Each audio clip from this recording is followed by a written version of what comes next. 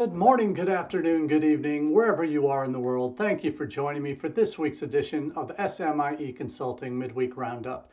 It's January 22nd, 2025, and we're 3 days in to the Trump presidency, part two, and we're dealing with a much different world than we were beforehand, but before Inauguration Day, but it's not as bad as you think. And that's what we're going to talk about so far.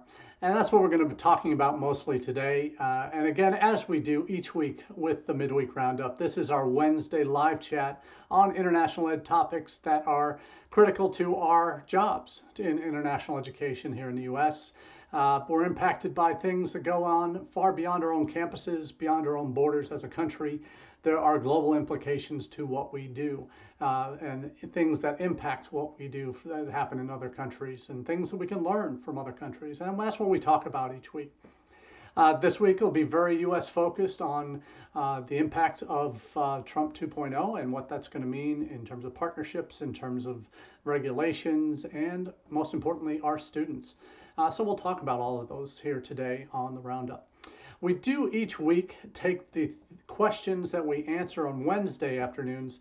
We take those from our newsletter, and that newsletter comes out on Mondays at 9 a.m. Eastern if you're subscribing via email. I'm going to drop in the link to our newsletter, first off, I'll drop in the link to our website at smieconsulting.org. That is where you can go, smieconsulting.org/subscribe, and that's going to be where you can subscribe to the email version of the newsletter. We also give you an opportunity to get that in your email inbox Monday morning at 9 a.m. Eastern, and I'll drop the link to this week's edition into the chat as well.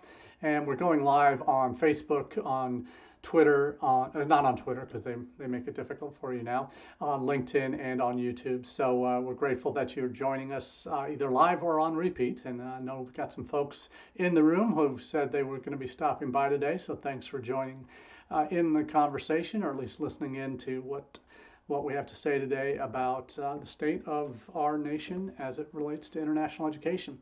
The other option besides getting the newsletter via email is via LinkedIn. And we dropped the link to this week's edition on the LinkedIn site in the chat as well.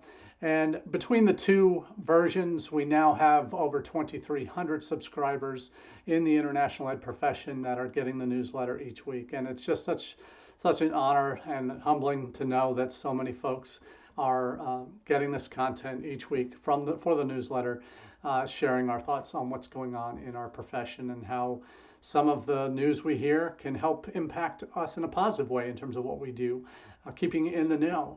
And that's one of the things I realize. I'm a practitioner too. I work full-time on a university campus. I just transitioned from 3.5 years at the University of Nevada, Las Vegas to I was working remotely for them from home in Ohio, and have now transitioned to a remote job for University of Akron, shorter distance away, only 2-hour drive as opposed to a 4.5-hour flight. So started that job at the beginning of the month, and have just a few days into it now, really enjoying the new team. I'm working with some old friends as well that I've done some consulting with in the past, so I'm really happy to be helping build their international enrollment management plan. So I'm a practitioner, and the reason I said that and bring that up is because I know what it's like to be in our jobs, being on campus, being in our profession where we have hundreds of students that we're responsible for. There are multiple vendors we're dealing with every week. We have agent relationships we need to manage, potential partner universities overseas we need to manage. So I know the stresses of our jobs, and certainly if you're on the immigration side, you're dealing with SEVIS outages over the last few weeks. That has been a huge burden on you. And at this time of the year when you're trying to bring in a new group of students in January from overseas and not being able to register them and check information on new students, update I-20s, do all these wonderful things that we know you have to do. I know those stresses. And I know oftentimes we just get so laser focused on our institutions, on our students, that we don't have time to look up and see the bigger picture. And I realized certainly when I was just doing my consulting how important that was for to provide something of value to you free of charge. The newsletter is free. The Midweek Roundups here are free, to provide some context for you. You can listen to this while you're working out or going for a walk or when you're having your lunch, whatever it might be. You can read the newsletter in about 10 minutes each week. So we want to give you these kind of bite-sized doses of content that can help you think through some things that you might not ordinarily have a chance to see and process. So hopefully you find this value. We're going to get right into our first question, and that is what all of these are new administration focused, because that's what's front and center on all our minds right now. Since the whirlwind of Inauguration Day on Monday, compared to with all the executive orders and now the speeches and the politics that's being thrown up, the nominations, all of these other things, it's it's hard not to have your head spin. And for me, I'll start off with where I was 8 years ago on Inauguration Day.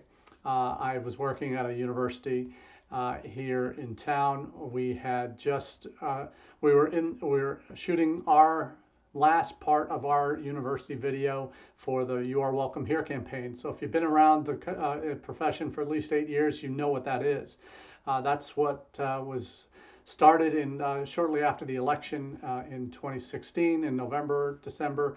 "You Are Welcome Here" started as a reaction to the election of the first time for President Trump, and his rhetoric on immigration, anything immigration related, was under threat. So we all most of us in the U.S., if our campuses were supportive, and most of ours were, we got on board and we started shooting videos that had our students saying it, had our staff saying "You Are Welcome Here," multiple languages, all of that fun stuff. So our office was the last one on campus to shoot. The international office, we had a team of 8, and we're shooting our part of that video that was going to go in for our university version. And as we're shooting it, literally as we're shooting the final scenes of it, as all our staff are saying "You Are Welcome Here," and I do a little snippet on our international office to round out the video, I'm seeing we have TV screens up in our international office in the waiting room, and it scrolls across during the orientation the executive orders that had just been signed, and there were what became known as the Muslim travel bans to 7 countries, only 5 of which are Muslim majority. So that was our Inauguration Day 8 years ago. I was on a campus experiencing that, and the shock of that, and the PTSD that many of us have been feeling this week about, oh, here we go again, trying to prepare ourselves mentally for what we're about to experience. Well, the good news is we didn't have any travel bans on the first day. We had some executive orders on birthright citizenship that are probably going to are already being challenged in the courts and are unlikely to see the light of day and actually become law. We've seen the immigration raids that are targeting violent criminals that are in the country illegally, that are being targeted now for deportation by ICE.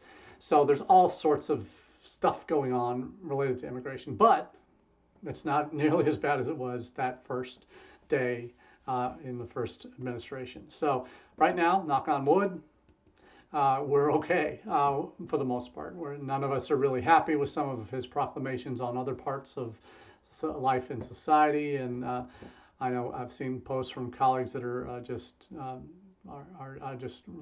despairing, frankly, on what's going to happen, and some of the dismantling of things like DEI, and recognizing that the U.S. government recognizing now that there's only one gender, or 2 genders, excuse me, and the impacts of that. So there's all sorts of pain in our field right now, in higher ed in the United States, for more than half of the country, or for less than half of the country, that aren't happy that he's in power again. So let's talk about the specifics here. 3 specific things I want to talk about today related to this. First up is, what will Trump 2.0 mean for U.S.-China partnerships? We've already seen a few China, as was the first time pre-COVID, when Trump took over. There were talks of what to expect from Trump in the second administration, and certainly the relationships with China so far, it's all at least what he's been talking about has all been tariff related, and this is part of his game. He's the great negotiator, the art of the deal, all of those things, things that he likes to take credit for.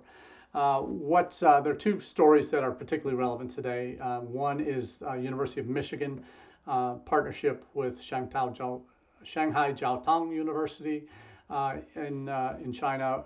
That partnership has been canceled between the University of Michigan and that institution because of national security implications. It was actually recommended by House members that I think have oversight in Michigan.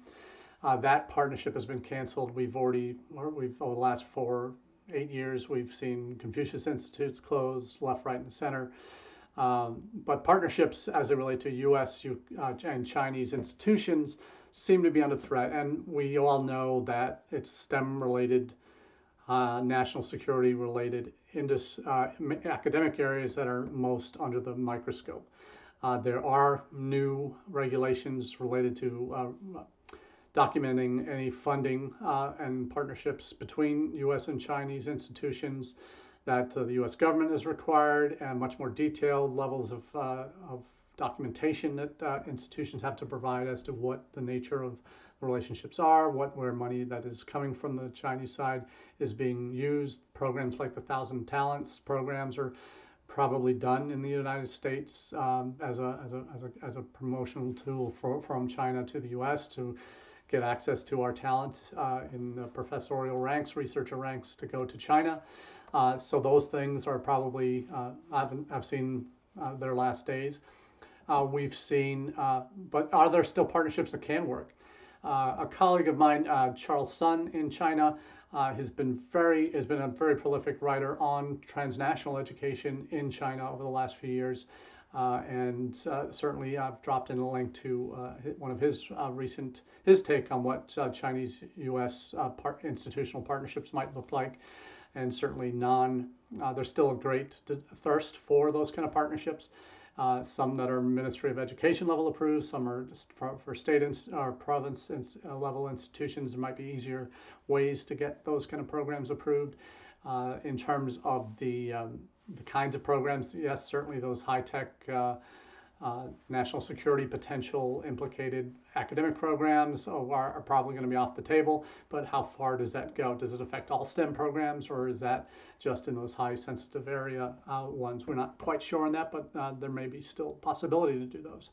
So I think that's where we're coming on partnerships. I think there's going to be some slow going. I don't think there's going to be a huge ramp up of interest necessarily, and the partners you choose, you'll need to be very careful about and make sure that you're getting them vetted from a lot of different angles, not just from your general counsel and government relations folks, but having potentially folks on the ground in China that might have a better sense of the connectedness of institutions to the civil-military fusion strategy that was part of this China initiative that banned relationships between U.S. and U.S. and Chinese institutions that might be funded by this Chinese military.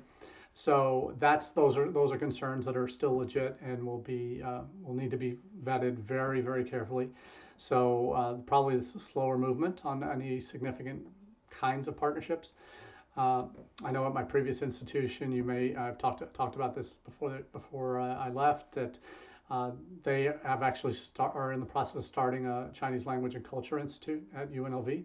That's not funded as it was through Hanban in China and funding the faculty that would come and teach the classes and giving up of academic control of the program.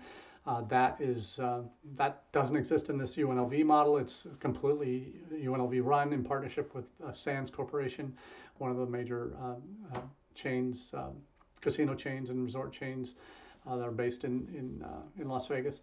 So that's going to be, yes, we'll probably hire faculty from these other institutions, but we'll pay them, not the Hanban folks. that were part of the Confucius Institute structure. So it's a very different model. That will probably be an outlier, frankly, for Chinese language and culture programs in the U.S. Certainly, institutional partnerships will maybe see some growth, but not significant, not fast-moving growth, I don't think. But ones that we can at least dip our toes in the water and see very carefully whether or not it's doable and will have the blessings of all parties involved, particularly on the U.S. side. So there's hope, but it's not the death knell, I don't think, because even through the worst parts of the first Trump administration, institutions that had partnerships for years were still investing in those relationships because they value the exchange, the academic exchange that happens, the person-to-person exchange, the cultural exchange that has to happen as we operate in this world that we live in, because it's increasingly smaller. So that's the first topic of the day, or question of the day. Trump 2.0 for Chinese relationships will probably be slower than the last 4 years under Biden, but certainly it's not going to be non-existent. Let's just put it that way. So the next question is, will H-1B and OPT survive the next 4 years? This is probably on the long-term strategic piece when you of the issues that impact what we do in international education. We know in the last 4 years, last 3 years in particular, our major competition, Canada, UK, Australia, have undergone significant change in terms of government policy. That has negatively impacted those countries' reputation and ability to enroll increasingly more international students. Canada hit their wall a couple of years ago with almost 1 million students, both at the vocational and higher ed levels. You saw the UK implement the dependent study ban, where dependents of master's level students or younger could not come with students who were becoming for master's degrees. You saw in Australia the caps put on this year with the ministerial directives, initial one and then the new one that was just updated, to cap and higher ed enrollments up 270,000 this year. There was a 30% cut last year to Canada. They're seeing similar numbers this year, maybe a little less, but overall significant drops. Of the three major partners, the UK is probably the least affected, only down 17% as opposed to 30 or 35%. But UK is also dealing with institutions that are 70% of which are in severe financial difficulty and have had to rely on international students to kind of dig themselves out of financial holes and become, frankly, overly reliant on international students. And Canadian, Australian, and UK universities all are experiencing that. And the drop-offs that the government actions are taking because of impacts on housing, on health services, on transportation, all those issues have led to the restrictions that the governments have put in place, because they have become so heavily dependent on internationals, 25-30% or more at many institutions of their students being international. Now with the cuts, their finances are hurting, and some are near bankruptcy in some of these destination markets. So are we? One of the things we have going for us in the United States is, and have had since 2008, is STEM OPT. And that STEM OPT for 3 years, potentially leading to H-1Bs for up to 6 years, and all of that. We know H-1B is not perfect. It's a lottery system, and so it's not really based on fairness, if you want to call them that.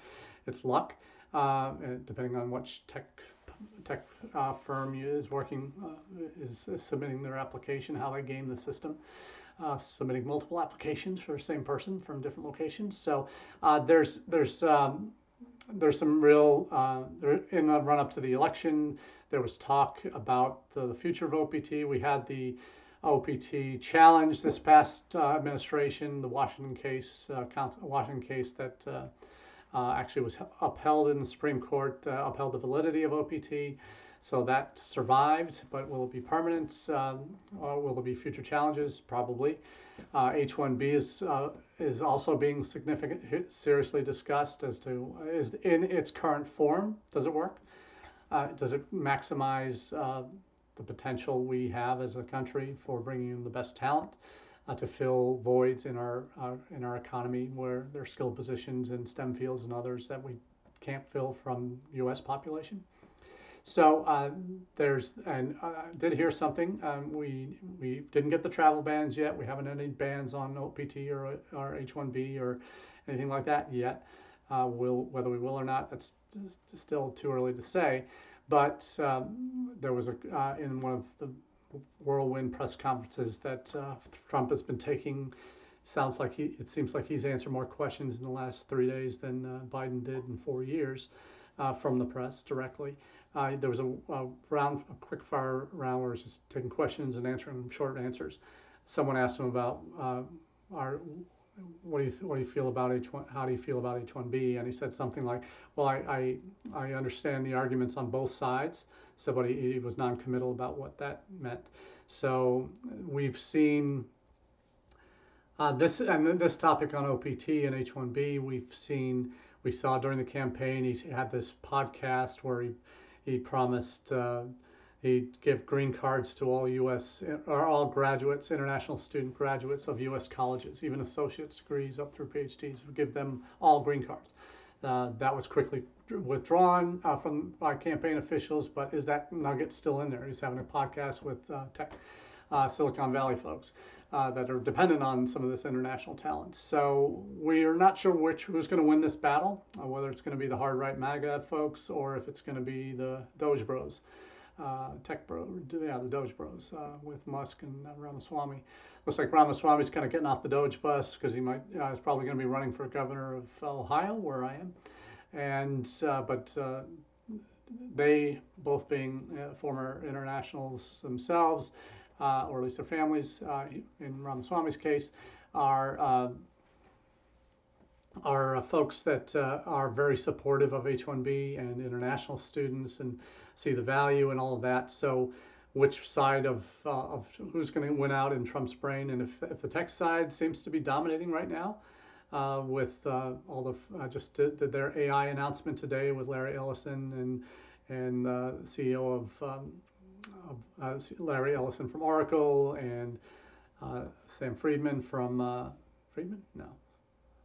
The guy from OpenAI and the chairman from SoFi that pledged over between three of them $500 billion AI tech investment in the next few years. With if anybody remembers the 90s movie Stargate, that's being resurrected as part of this AI initiative. It's going to be an AI center in Texas called Stargate. That's the new AI. Kind of our attempt in the U.S. to win back our control in that area. That seems like the tech side of things is winning out, and if that happens, then the talent we have in this country domestically isn't enough to support those initiatives. We're going to need more talent from abroad to fill those jobs, and so H-1B is going to be a significant piece of that. Whether that gets reworked and streamlined and maybe expanded to allow more institutions to be involved. We've seen the rise of entrepreneurs in residence programs that tap into the OPT piece that allows universities, H-1B actually, to hire international graduates because we're exempt from the H-1B caps that everyone else is subject to in the U.S. To hire these international students, and where we hire them part-time to work for the university, 10, 15 hours, but the remainder of their hours every week is dedicated to growing their startup business that they might be doing.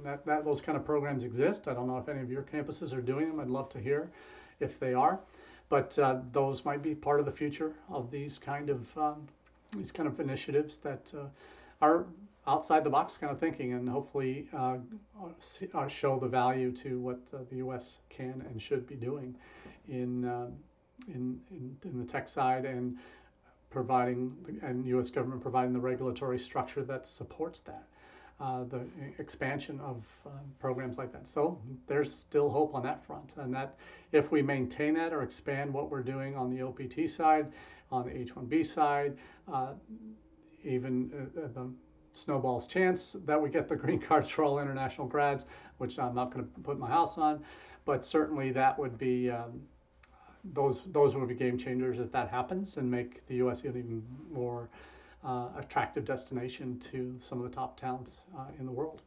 So there's hope there, and that's probably the area that I'm most hopeful for.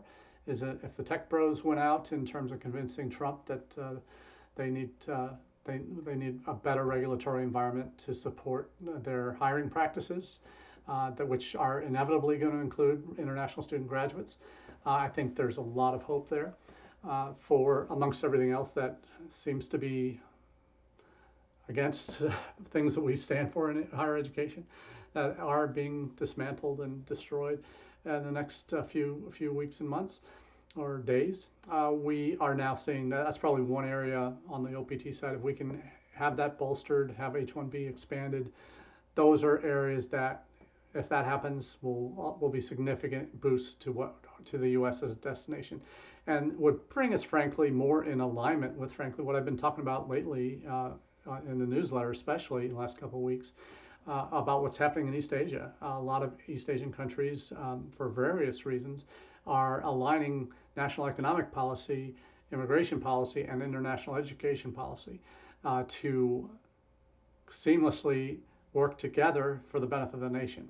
And we talk about this endlessly here through SMIE Consulting and through our 6 Ps of Strategic International Enrollment Management. We always mention how the way we're set up in the U.S. is counterproductive, frankly, in a lot of different ways, because you're on the national level, you have 4 or 5 different departments, federal departments that have different missions when it comes to education. They each touch on it, international education. They each touch on it, state, commerce, homeland security, education, Department of Labor, all of those have very different missions that impacted the education field and what we do in international ed. So I would be hopeful that on the OPT side, we're going to see, on H-1B side, we're going to see some positives coming. So that's it for question number 2. I do want to finish today with a piece that brings home everything we do in international education to its core. As we're here for our students, and our international students on the inbound side are the reason our jobs exist. The reason why $42 billion a year comes into the U.S. economy, because of those students that support our jobs. And they are our reason for being where we are. They are our passion to support them in bringing them and helping them to come to the U.S. and achieve their dreams through the education and experiences they get on our campuses, in our communities. They are why we do what we do, and why I do what I do. And those students, I'm actually going out on Friday, going out to the Akron campus. We're having a Make-Up International orientation for our new students that start this spring. And that's always an exciting time of year, probably one of the most exciting times of year, to feed on the enthusiasm of these new students as they come to campus, as they've made it through the various hoops that they've had to jump through to get to the United States, to then be on our campuses and finally able to start their academic pursuits with us. And that's always a great time of year, and I love that. And got some objectives that I have on Friday to meet with those students. But one of the first things I'm going to do is just say, for our current students, there's obviously excitement for our students that have just arrived, but for those that have been here a while and maybe they're from countries that might be impacted by the Lake and Riley bill that's about to be signed by Trump this afternoon. When that happens, the threat is in the language of the bill that individual states have the ability to restrict visas that are issued to people from countries that are problem areas, that certain states are seeing significant challenges with some of the migrant populations that have impacted their communities. That the states would have the ability to say to certain countries, no, you can't come. And that would impact a state forcing the federal government, Department of State, that issues the visas overseas, whether that's even legal or not is another challenge, to be able to do that. But certainly there are parts of the Lake and Riley bill that, in terms of protections for against migrant violence and acts of violence and crimes committed against by these migrants against Americans. Those are the value of that is it's a bipartisan effort. That's why it's the first bill that he's going to sign. There are concerns on the legality of what is being done, as with many of these executive orders, like the birthright citizenship verification for those that come to the United States to have a child, or have a child while they're in the United States on either as DACA or another visa status. It's a lot of the commentators typically go to the worst case extreme, and that would apply to anybody who's in the U.S. who isn't a natural born citizen.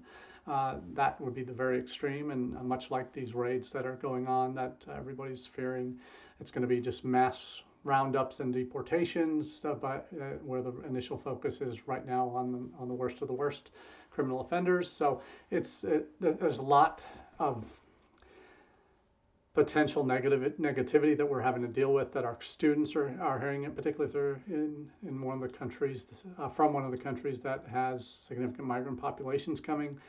Obviously, it's not just Latin America anymore, but there's a lot of other nations that have sent many migrants to the U.S. Over the last 40 years. So we'll see what happens with that. But I say the question is, have you checked in on your international students yet?